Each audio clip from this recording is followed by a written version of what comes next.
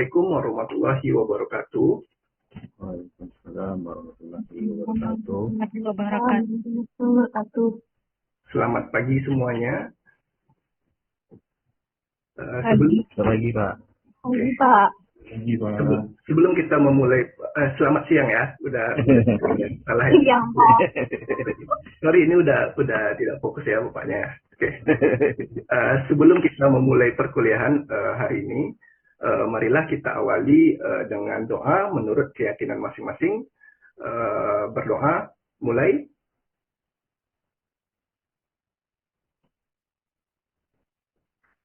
Berdoa, selesai. Baik, saya akan absen dulu ya. Yang pertama ada Bapak Furju Matin. Apakah? Ya, Pak. Oke. Bu Anggrey hadir? Hadir, Pak. Hadir ya? Hadir. Oke. Bu Janesa, apakah Iya. hadir?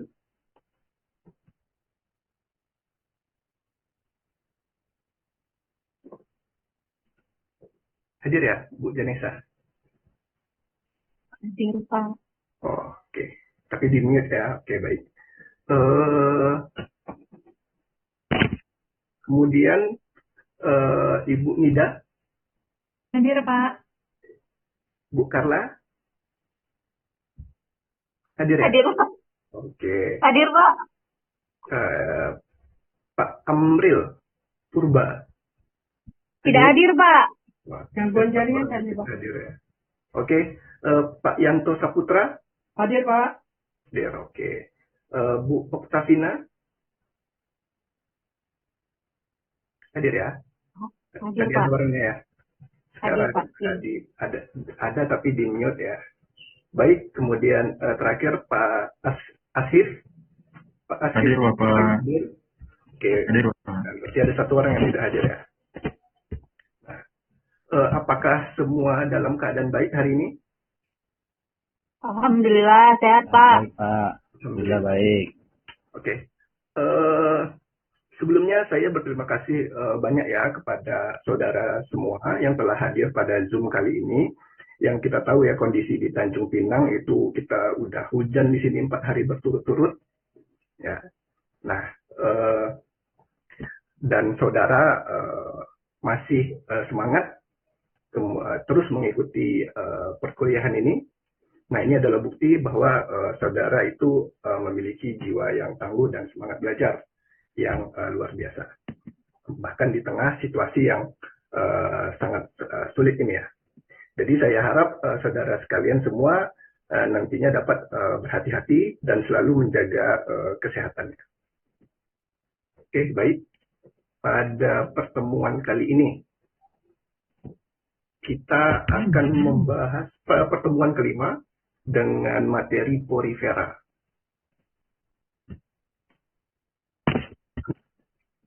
Topik porifera ini merupakan topik yang menarik dan penting dalam dunia biologi laut. Nah, capaian pembelajaran mata kuliah pada materi ini, itu mahasiswa nantinya mampu menjelaskan biologi filum porifera. Dan nantinya diharapkan setelah pembelajaran hari ini, saudara nantinya dapat menjelaskan biologi dari filum porifera dengan benar. Yang kedua, saudara dapat memahami prinsip dari klasifikasi filum porifera. Dan saudara dapat menguraikan peran ekologis porifera dalam ekosistem laut. Nah, baik. Sebelumnya pada pertemuan minggu kedua ya, kita ada membahas tentang klasifikasi makhluk hidup. Nah, di sana ada menyinggung sedikit tentang filum. Nah, saya ingin memflashback kembali ingatan saudara. Nah, apakah masih ada yang ingat apa itu filum? Ya, sebelum saya tunjuk, mungkin ada yang mau menjawab pertanyaannya. Film urutan klasifikasi. Oke, saudara. Irfan ya. Oke. Tadi apa? Filum? Urutan pengklasifikasian taksonomi. Oke. Nah, dia berada di tingkatan mana, Pak? Urutan berarti ya? Sudah tengah kalau nggak salah. Tengah ya. Oke. Ada yang bisa menambahkan? Apa itu filum? Tingkat klasifikasi di bawah kingdom ya, Pak? Ya, tepat sekali. Jadi, minggu kemarin juga kita kan belajar tentang kingdom ya. Nah, setelah kingdom, itu hanya ada dua, Animalia dan Plantae. Nah, kemudian kita belajar tentang filum. Nah, filum ini benar tadi kata siapa tadi ya? Mbak Lala ya? Atau siapa tadi yang jawabnya? Carla, Pak. Oh, Kak Carla ya. Oh, namanya sama ya, Lala sama Carla, jadi ya ada kesalahan. Nah, benar yang dibilang tadi kata Kak Carla, kalau film itu adalah satu tingkat di bawah taksonomi makhluk hidup, yaitu kingdom. Nah, film itu bedanya dengan kingdom adalah kalau kingdom itu dia menjelaskan lebih umum ya, lebih lebih umum, lebih banyak ininya. Nah, sedangkan kalau film, nah itu dia lebih ke membedakannya dengan karakteristik, bisa fisik, nah kemudian bentuk tubuh dan lain sebagainya. Nah, dan materi kita kali ini yaitu filum porifera, yang mana porifera itu terbagi menjadi dua kata ya dari Latin, yaitu porus dan ferer. Nah, porus ini artinya pori dan ferer artinya membawa. Nah, artinya porifera adalah suatu hewan yang memiliki banyak pori-pori dan membawa. Nah, membawa yang di sini adalah bisa membawa atau menyaring air dalam jumlah banyak, mungkin satu hari itu bisa sampai ribuan liter menyaring atau membawa air ke dalam atau masuk ke dalam tubuhnya. Nah, itulah sedikit pengertian dari porifera. Nah, porifera juga memiliki peran penting dalam ekosistem laut. Nah, pernah nggak kita membayangkan ya, coba kita pikirkan, tadi kita sudah menyampaikan bahwa porifera ini tadi adalah sebuah organisme yang sederhana ya. Nah, bagaimana organisme yang sederhana ini, yang tampak begitu sederhana, mampu memberikan dampak yang luar biasa kepada ekosistem. Nah, baik itu secara ekologis, manfaatnya, maupun untuk manusia itu sendiri. Nah, mari kita mempelajari porifera lebih dalam ya. Nah, yang pertama itu ada ciri-ciri porifera.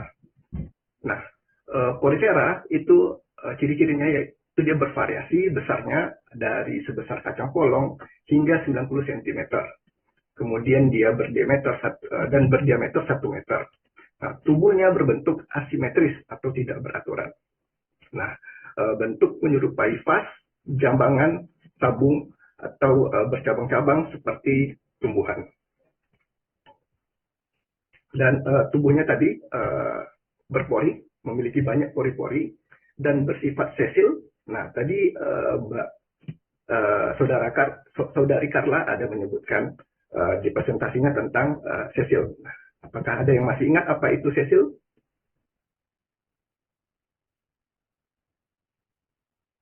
Mungkin Mbak Carla?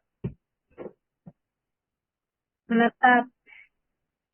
Ya, dia itu menempel atau menetap pada suatu substrat. Kemudian ciri-ciri dari porifera, dia tidak memiliki jaringan yang sebenarnya. Nah, artinya porifera ini dia tidak memiliki organ pernapasan, tidak memiliki organ pencernaan, saraf, dan lain sebagainya. Nah, tapi digantikan oleh sel khusus yang nantinya akan digunakan untuk pernapasan, pencernaan, maupun sekresi, dan lain sebagainya. Nah, kemudian memiliki struktur tubuh yang sederhana dan memiliki sistem saluran air.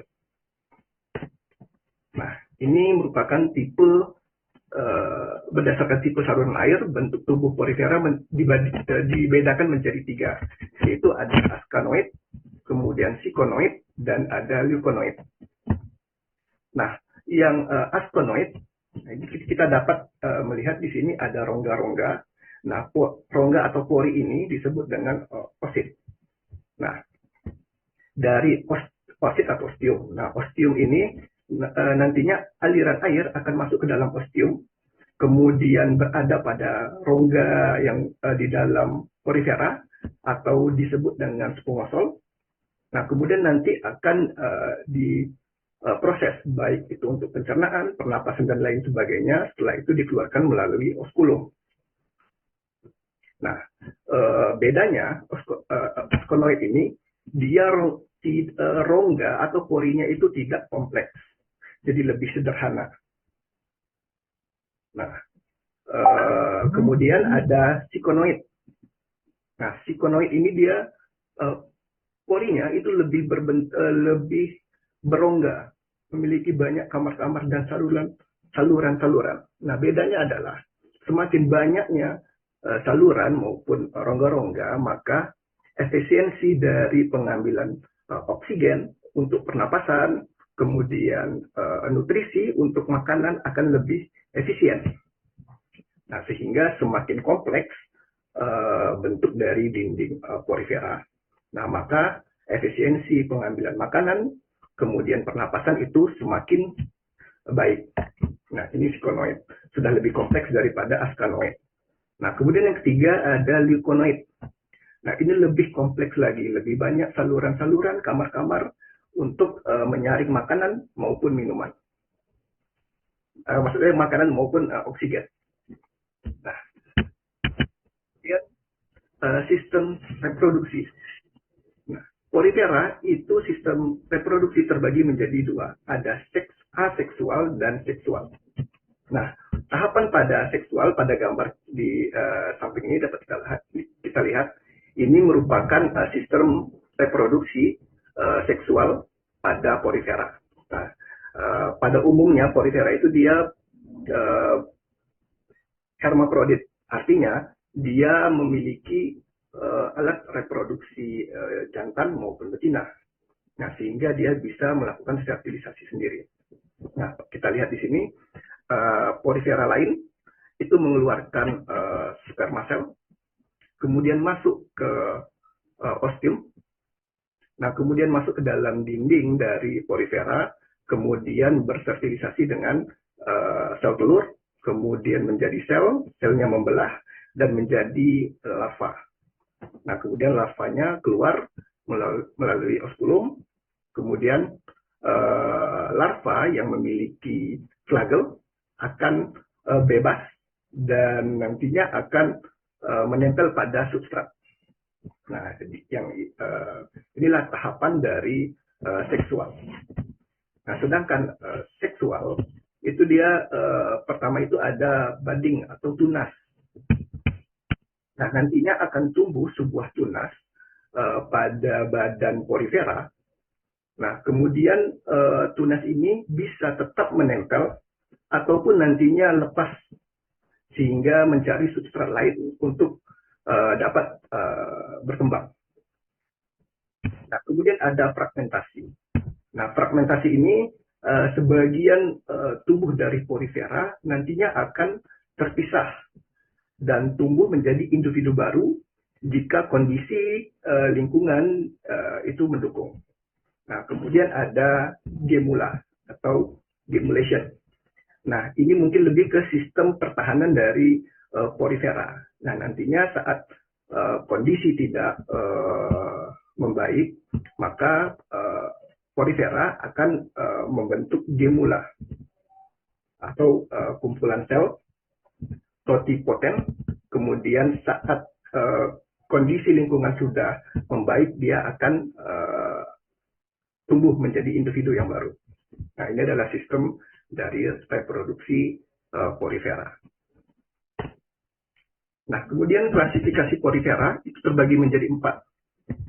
Nah, ada Calcarea, kemudian Hexastinellida, kemudian ada Domospongiae, kemudian ada Sclerospongiae. Nah, yang Calcarea atau Calcispongiae itu ciri-cirinya rangkanya dari zat kapur atau kalsium karbonat. Kemudian berwarna pucat dan memiliki tinggi itu kurang lebih dari 15 cm. Nah, kemudian permukaan tubuhnya itu memiliki bulu-bulu halus ya. Kemudian tipe saluran air itu ada 3, tergantung dari spesiesnya. Ada yang ascanoid, sikonoid, dan leukonoid. Nah, kemudian klasifikasi selanjutnya ada Hexastinellida. Nah, ciri-cirinya kerangka tubuh Hexastinellida ini tersusun dari silika. Kemudian tubuhnya berbentuk silindris, datar atau bertingkat.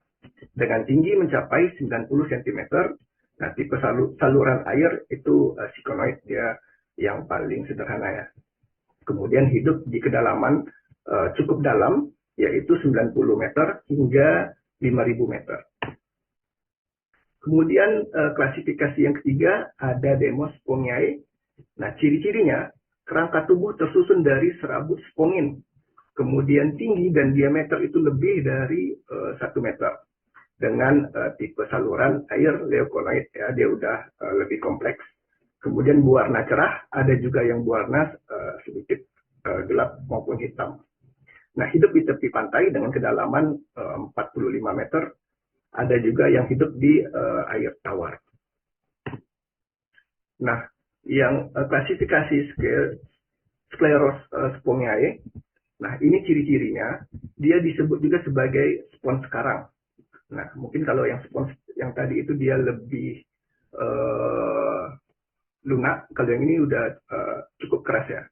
Nah, disebut juga sebagai spons karang dan menghasilkan rangka yang disusun oleh kalsium karbonat. Nah, sehingga bentuk kerangkanya itu lebih keras.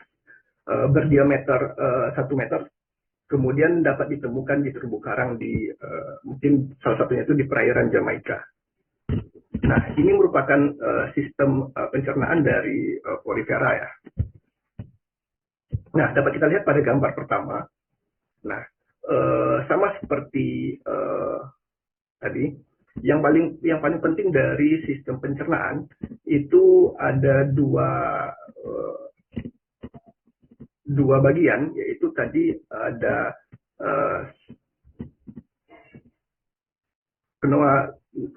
knoanosit dengan amoebosit. Nah, ini dapat kita lihat pada gambar, ada peta kecil di sini. Nah, itu kalau diperbesar pada gambar 2 ya. Nah, ada knoasit dengan amoebosit. Nah, nantinya melalui pori-pori air masuk, kemudian nanti nutrisi akan masuk ke dalam spongosol. Nah, di dalam spongosol inilah nanti nutrisinya akan disaring oleh flagellum atau flagel. Nah, flagel ini nanti akan mengantarkan nutrisi ke dalam amoebosit. Nah, kemudian amoebositlah yang akan menyalurkan ke seluruh tubuh dari porifera. Nah, sama dengan sistem pernapasan tadi, nah, air yang masuk ke dalam spongosol melalui pori-pori, nah itu akan ditangkap oleh flagel, oleh choanosit dengan nantinya akan diteruskan ke amoebosit. Nah, amoebosit sendiri yang akan melakukan proses metabolisme dari porifera. Nah, nantinya CO2 akan dikeluarkan ke spongosol dan air yang berisi CO2 akan dikeluarkan oleh gerakan flagel melalui oskulum. Nah, sistem saraf. Nah, tadi sudah disampaikan bahwa porifera ini dia merupakan hewan yang tidak memiliki jaringan.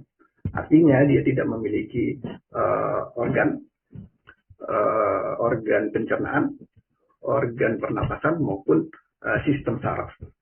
Nah, namun digantikan oleh sel. Tadi ada sel koanosit dengan amoebosit. Nah, sel-sel inilah nanti yang akan membuat pergerakan dari porifera itu sendiri. Nah, apabila contohnya apabila ada partikel yang cukup besar masuk ke dalam pori-porinya, nah maka flagel akan merespon dengan pergerakan yang mungkin lebih lambat. Nah, kalau amoebosit apabila ada nutrisi yang berlebih atau banyak, maka itu akan mempengaruhi gerakan amoebosit yang akan mempengaruhi dari gerakan porifera. Nah, mungkin ini tadi saya sudah menjelaskan teori dari pencernaan maupun pernapasan pada porifera. Ini merupakan ilustrasi dari pencernaan dan pernapasan pada porifera. Nah, mungkin bisa kita tonton dulu sebentar ya, 2 menit. Porifera merupakan kelompok hewan berpori dengan bentuk seperti tabung, seperti mangkuk, atau menyerupai tumbuhan yang menetap di dasar perairan.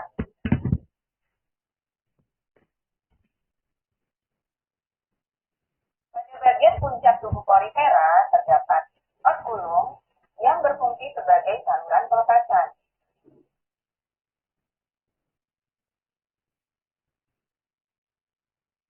Melalui osculum inilah air yang masuk lewat pori dikeluarkan bersama dengan pembuangan zat sisa.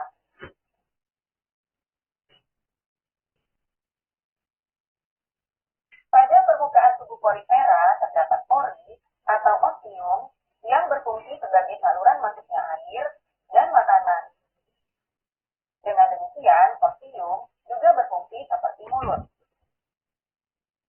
Apabila ada makanan yang masuk bersama air melalui ostium, maka koanosit atau sel berflagel akan menangkapnya dan mencernanya secara intraseluler. Hasil pencernaan selanjutnya diedarkan ke seluruh tubuh oleh sel-sel amoebosit.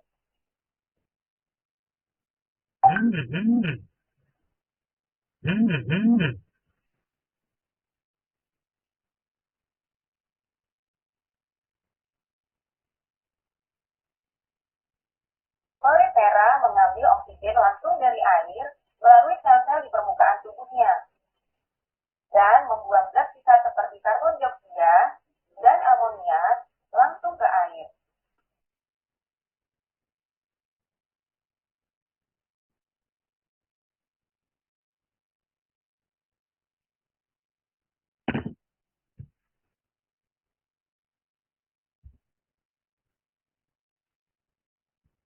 Baik, kita sudah melihat ya ilustrasi dari pencernaan dan pernapasan, bahkan juga ada ekskresi tadi sedikit dijelaskan pada porifera ya.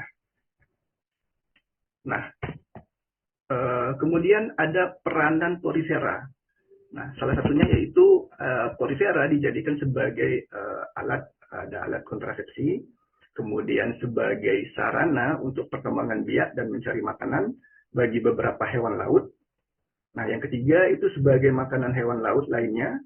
Yang keempat sebagai tempat bersembunyi beberapa hewan laut dari predator. Kemudian yang kelima itu sebagai campuran bahan industri maupun industri yaitu kosmetik. Kemudian sebagai anti-inflamatori, anti-tumor, ada juga anti-kanker dan antibiotik. Nah, yang ketujuh sebagai alat penggosok ya untuk mandi maupun mencuci. Nah, kemudian ada tadi yang udah saya sampaikan yang pertama tadi sebagai penyaring air ya, terutama di laut ya. Kemudian sebagai hiasan dari akuarium. Nah, ada yang ingin ditanyakan?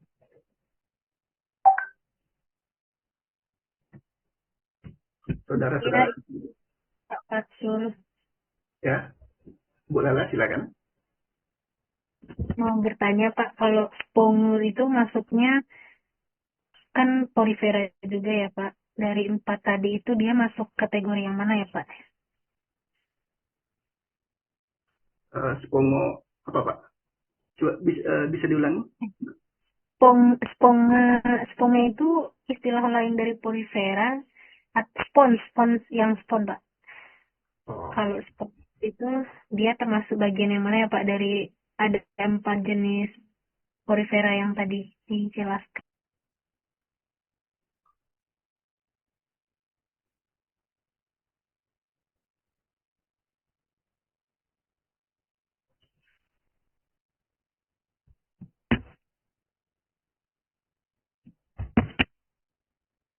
nah, spons, spons itu adalah nama lain dari porifera.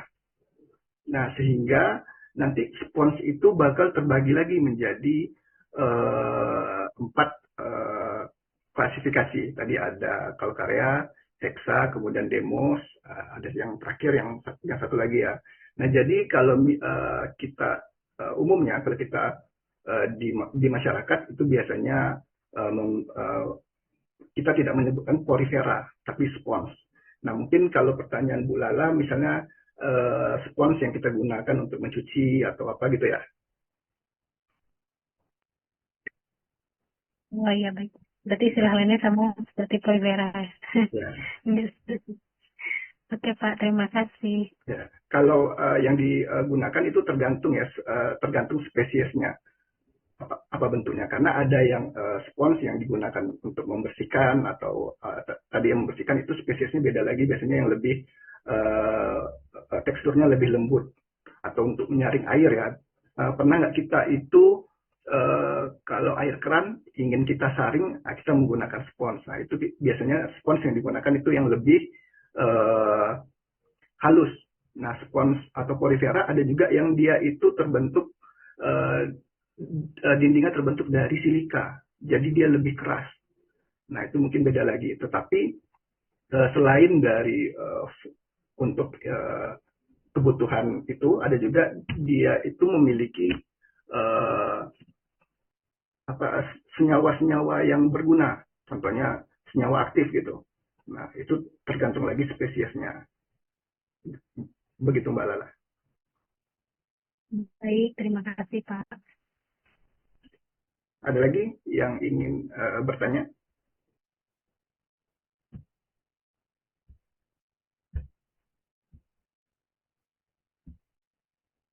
Oke, kalau tidak ada yang bertanya, maka saya yang bertanya. Mungkin saya tunjuk satu orang ya, Mbak Nida. Iya Pak. Oke. Nah, kira-kira dari materi yang telah Mbak Nida dapatkan pada siang hari ini, apa yang dapat Mbak Nida simpulkan? Baik Pak. Jadi porifera ini adalah salah satu dari filum ya Pak. Dia berada di bawah kingdom. Kemudian porifera juga ada banyak jenisnya dan juga dia memiliki peran juga baik bagi manusia maupun bagi lingkungan sekitar atau ekologi. Gitu Pak, kurang lebih. Kira-kira ada yang mau menambahkan? Mungkin dari yang laki-laki ya, Pak Irfan bisa menambahkan? Mungkin belum bisa Pak, tadi izin sholat Pak, tidak mengikuti dari awal. Mohon maaf. Oke, oke, oke. Baik Pak. Nah, bagaimana dengan Bu Janesa? Kira-kira dapat menambahkan?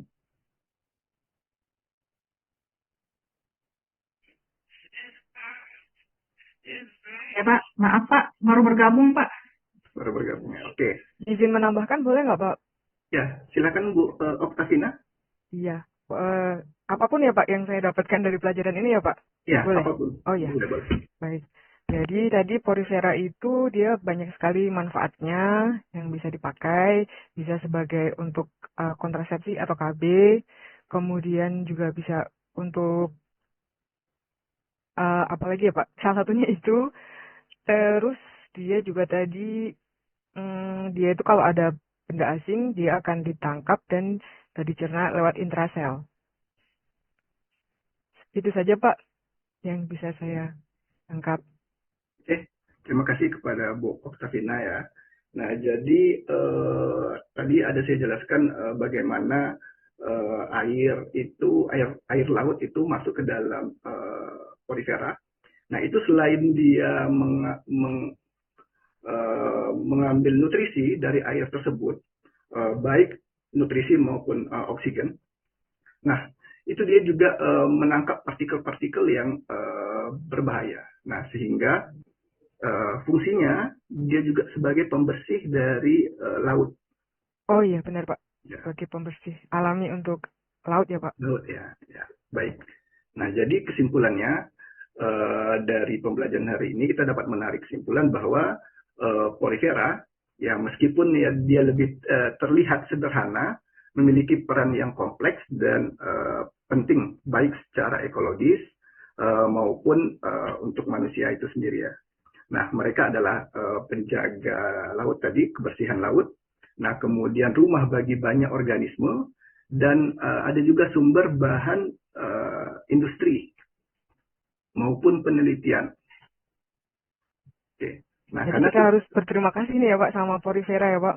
ya penting, sangat penting sekali peranan porifera bagi lingkungan laut. Nah, coba kita bayangkan bagaimana kalau porifera itu tidak ada atau di suatu daerah yang kaya akan porifera tiba-tiba hilang poriferanya.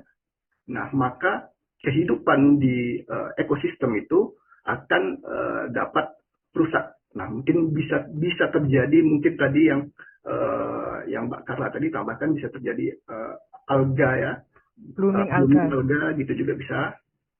Nah, kemudian dia merusak rantai makanan. Nah, sehingga penting sekali bagi kita untuk mempelajari dan menjaga porifera ini. Nah, baik, saya sangat apresiasi sekali saudara telah memahami apa itu porifera. Nah, untuk itu saya ingin menguji saudara sejauh mana pemahamannya. Nah, di sini ada kuis. Nah, mungkin dari soal 1 sampai 3 bisa kita diskusikan di sini. Nah, ada yang bisa menjawab 1 sampai 3 pertanyaannya?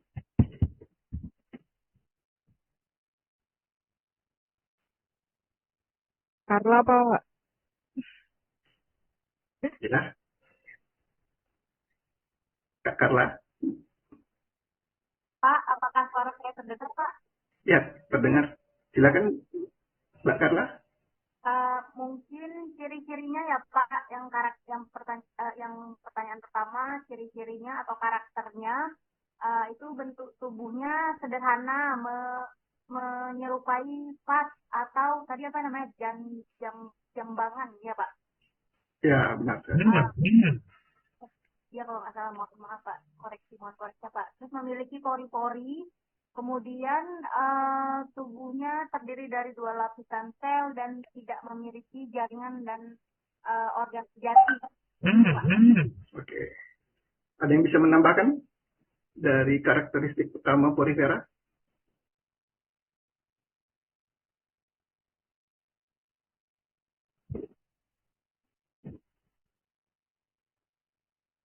Mungkin ini ada siapa ya di sini? Hanya berenam ya di sini. Oke, Pak Yanto Saputra, mungkin bisa menambahkan apa saja karakteristik utama dari porifera tadi? Maaf Pak, di sini saya ada gangguan cuaca hujan Pak. Oh, oke, baik. Oke, jadi tadi ada juga dia kerangka tubuhnya tersusun dari spikula. Nah, kemudian dia tidak memiliki jaringan yang sebenarnya, sehingga dia tidak memiliki organ dari pernapasan, pencernaan, dan lain sebagainya. Nah, ada yang bisa menyebutkan nama dari saluran utama tempat air masuk maupun keluar dari tubuh porifera? Izin Pak menjawab. Baik. Mohon koreksi ya Pak jika salah. nama saluran utamanya adalah Pongoso ya Pak. Kalau saluran keluarnya?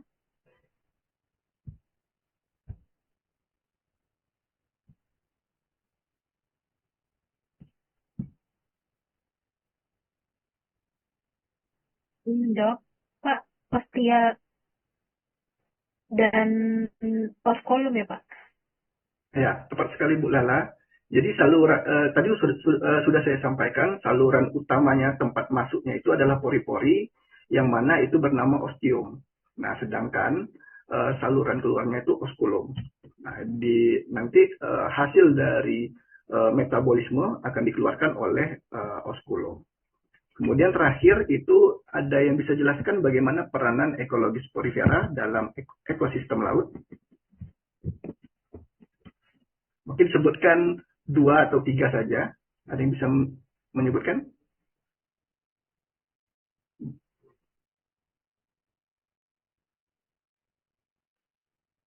Mungkin Pak. Ya, silakan Ibu. Yang pertama mungkin Berbeda. sebagai habitat bagi organisme-organisme laut ya Pak. Kemudian yang kedua sebagai tadi ya, pembersih di laut itu mungkin Pak. Oke, itu tadi peranan ekologis ya dari porifera dalam ekosistem laut. Oke, berarti saya anggap saudara sekalian itu sudah memahami apa itu biologis dari filum porifera. Nah, baik, saya mendorong kalian untuk terus mengeksplorasi potensi dari porifera, terutama melalui literatur ilmiah maupun bacaan lainnya. Nah, saya menyiapkan tugas dalam kelompok berupa review jurnal. Nah, silahkan saudara mencari jurnal terkait porifera, kemudian direview. Nah, silahkan nanti saudara masukkan ke Google Classroom melalui alamat ini. Kemudian waktu pengumpulan itu 1 hari sebelum pertemuan ke-6 minggu depan. Nah, bagaimana dengan tugasnya? Apakah sudah jelas, saudara-saudara? Sudah ya? Jelas, Pak. Oke. Nah, sebelum kita akhiri, apakah ada refleksi pada perkuliahan hari ini?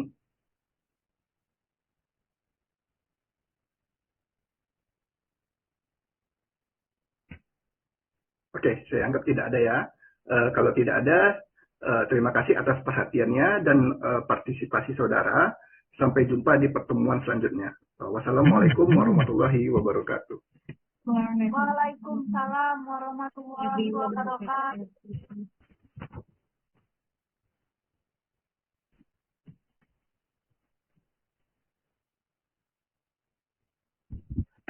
Silakan pengamat. Assalamualaikum warahmatullahi wabarakatuh. Ya, silakan Pak Jumat. Saya ditugas sebagai pengamat 1 di KDN memberi penguatan ya. Menurut saya Pak Fatul sudah menampilkan PPT yang bagi saya pribadi itu sangat menarik ya, sehingga bisa menjadi perhatian dari mahasiswanya, dan juga menampilkan yaitu video ilustrasi sehingga lebih memudahkan peserta mahasiswa lebih memahami dan juga merespon positif setiap pertanyaan maupun jawaban dari mahasiswa. Dan yang terakhir yaitu Pak Batu juga memotivasi tadi kepada para mahasiswa. Sekian, itu menurut pendapat saya sebagai pengamat 1. Wabillahi taufiq hidayah. Assalamualaikum warahmatullahi wabarakatuh. Waalaikumsalam warahmatullahi wabarakatuh. Assalamualaikum warahmatullahi wabarakatuh. Lanjut. Terima kasih Pak atas sarannya.